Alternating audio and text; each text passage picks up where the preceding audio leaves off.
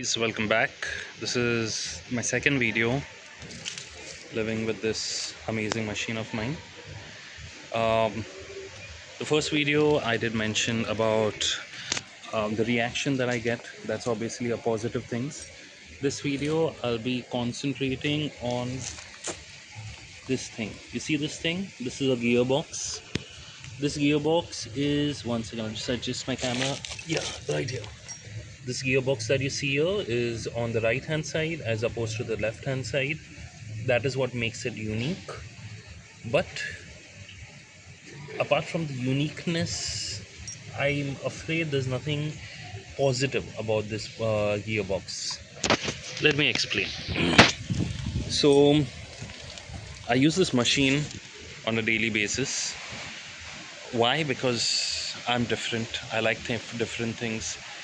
uh, I don't really care about the average. Even if it gives me 40 kilometers or 10 kilometers per liter, I don't care. I just like unique things. I like to look different. I like my machines to be different. So I use this on a daily basis. So apart from the engine power, which is substantially lower than bikes in 2026, I'm not even bikes, I'm talking even normal scooters. The 100cc, 110cc, 125cc scooters are far faster than this machine. The most concerning thing is the gearbox. So when I'm say in traffic and I need to shift gears, what you need to do is you need to pre-plan in advance before shifting the gear.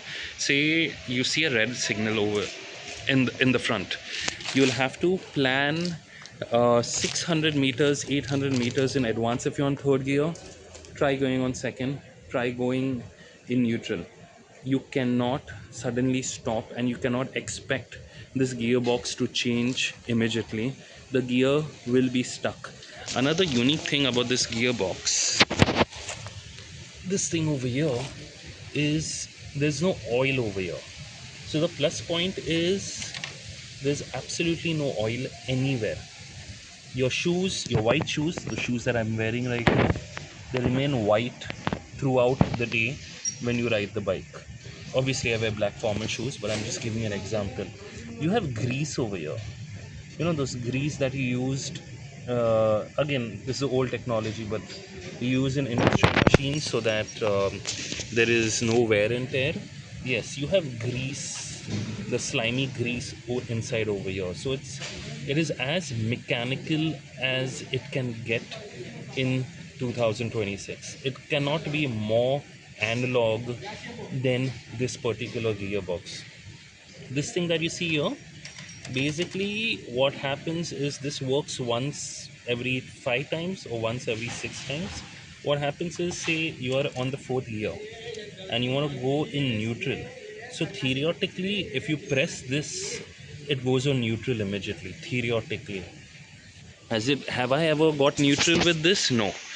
At best, what happens is if it decides to work, it goes on first and then I'll have to get neutral. So riding this bike, you have to actually plan in advance. You can't say, oh, by the way, I want to do this, and the bike does that. You got to give it time. You got to respect that this is a 35 36 year old machine. My machine is 35 36 years old. You have diesel Enfields that are way older. You got to respect that it's an old machine. You got to respect the fact that it still starts. The engine is super reliable, but you also got to respect that the technology, basically the technology, the gearbox which is used over here is the same gearbox that Royal Enfield used in the 1950s. So the technology is, say, around 76 77 years old. You cannot expect the gear to change immediately. Now what happens if I get stuck with this machine um, in traffic? Suddenly the traffic stops, and this has happened few times. It is the most frustrating thing. The gears just won't change.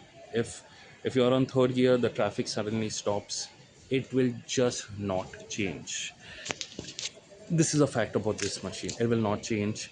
You will have to hold the clutch with your left wrist, left hand. Your wrist may start paining, your forearms may start paining, but this is what it is. There's no sugar coating about it. So you will get frustrated in traffic, stop and go traffic. So there have been times where, as I mentioned, I travel from Thane to Andheri, which is approximately say 35 kilometers.